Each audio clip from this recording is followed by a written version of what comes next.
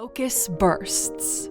People spend 8 hours in offices, but around 3 hours actually working. Most of the time is spent waiting for something else, meetings, or your break. Nobody actually works 8 hours straight on demanding tasks. Your brain can't handle that without massive losses in concentration and ability.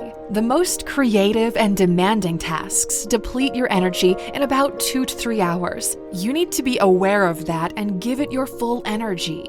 If you manage to focus 100% for 2 hours every day, you'll get more things done than most people ever will in an office. Number 8, Googling. And by this we mean searching for reliable and pertinent information. Do you have any idea how many people are terrible at finding reliable information online? You could have avoided countless mistakes if you just Googled it properly. But this is such a simple micro skill that many people lack. It's impossible for someone to know everything about anything. But people get the impression that if they don't know something and have to Google it, that it makes them a fraud. Go ask programmers, what's one of the most overlooked skills a coder should have? Smart people, they don't have all of the information, but they do know where and how to find it. Number 9, handling rejection. Your negotiations went poorly. Your date laughed in your face. Your promotion ended up in a demotion. People get rejected all the time and they have such a hard time dealing with it. Eventually, many end up avoiding any kind of interaction so they don't end up feeling rejected again. Now, we could tell you that X entrepreneur was rejected 100 times before getting one deal and all that stuff, but we've got a better story for you. The story goes like this, and this actually happened. A freelance writer decided to run a little experiment. He rewrote an entire book that won the National Award in 1969. All he changed was basically the name of the author. He then submitted the book to a number of publications, including the one who published the original. And guess what happened?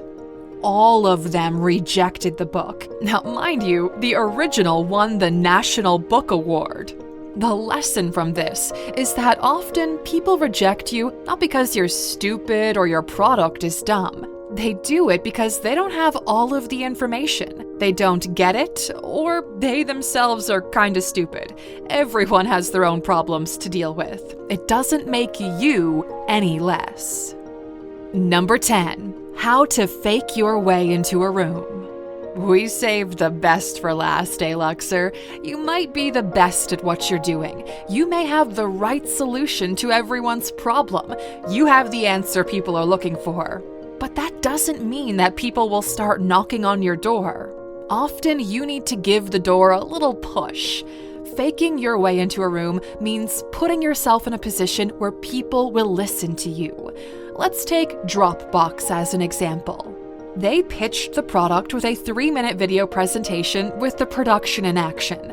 But the video is fake. The product didn't actually exist yet. It was still in the works. But the video got them from 5,000 to 75,000 beta testers overnight.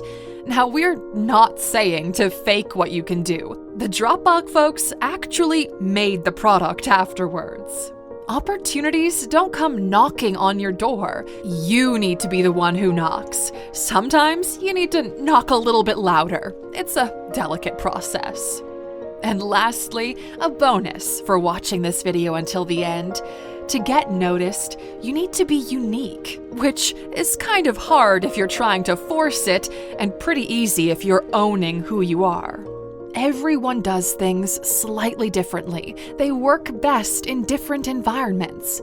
To figure out what works best for you, start by designing your own morning routine.